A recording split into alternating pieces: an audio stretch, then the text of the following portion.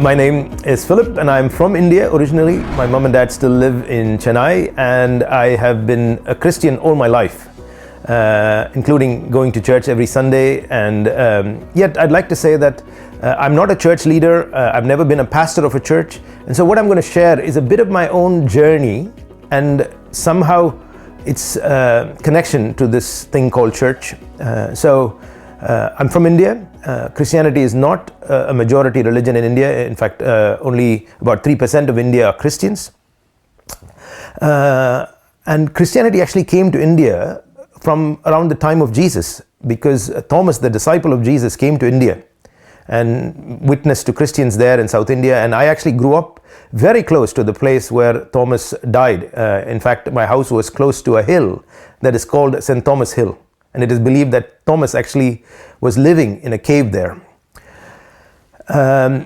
Moving forward, my mom's side of the family were converted in the 18th century by German missionaries that came to work in a place called Tranquebar, a German missionary named Ziegenbalg. And that's a fascinating story again of how the gospel came to India, how the missionaries led Indians to become Christians. And one of my ancestors was an early convert of Ziegenbalg. And I have often thought about this history that my family has. My dad's side of the family are Methodist. So when I was growing up, my mom and dad got married in a church. Going to church was such a fundamental part of our family life. There was very little that was more important than going to church. In fact, to tell a quick story, if my parents bought us new clothes for Christmas or for birthday, you wore those clothes for the first time when you went to church. I had one incident where my uncle got very upset, my mom's brother got very upset because we came to church wearing a full sleeve shirt, but I had rolled it up to half sleeves, and for him it was showing disrespect to the church by folding your shirt up. It was very much a solemn, serious thing. I became a Christian in a personal sense. I made a personal commitment to Jesus when I was 17, and that started a journey for me that I'm still on. And in that journey, I've had a mixed relationship with church, and I want to be very honest about that. I can't go into all the details. I had a season where, like many new Christians, church was everything. My friends were in church, my social activities. I was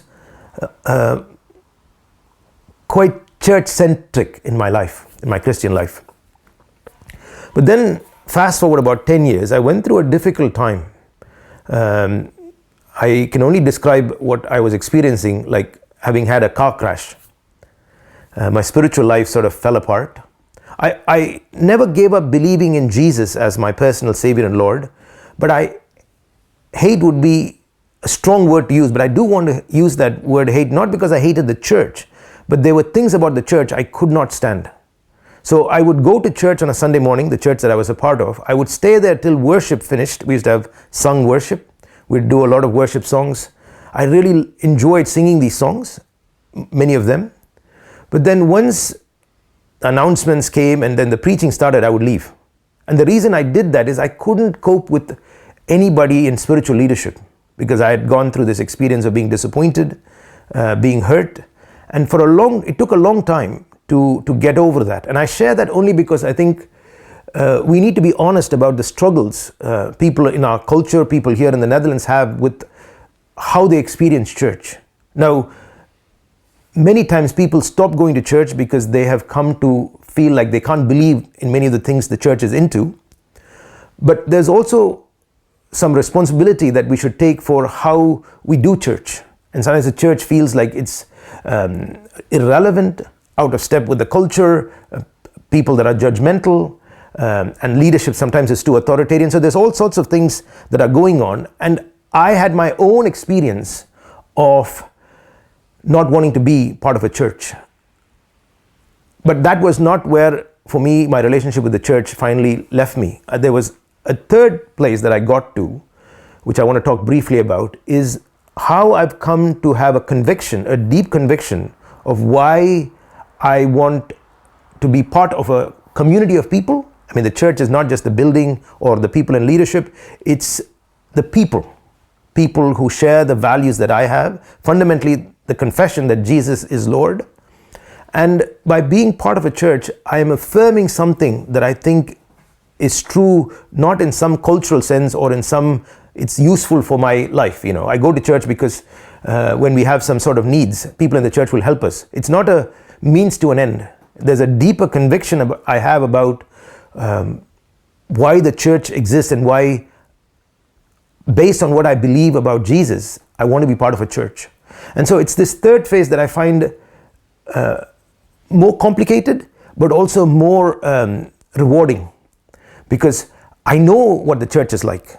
I've seen the mistakes, the things that are not working out, and yet I feel a deep conviction to be part of this imperfect thing called the church, because I believe the church is a witness to the world about who Jesus Christ is. The church is a place where the Spirit of God is at work.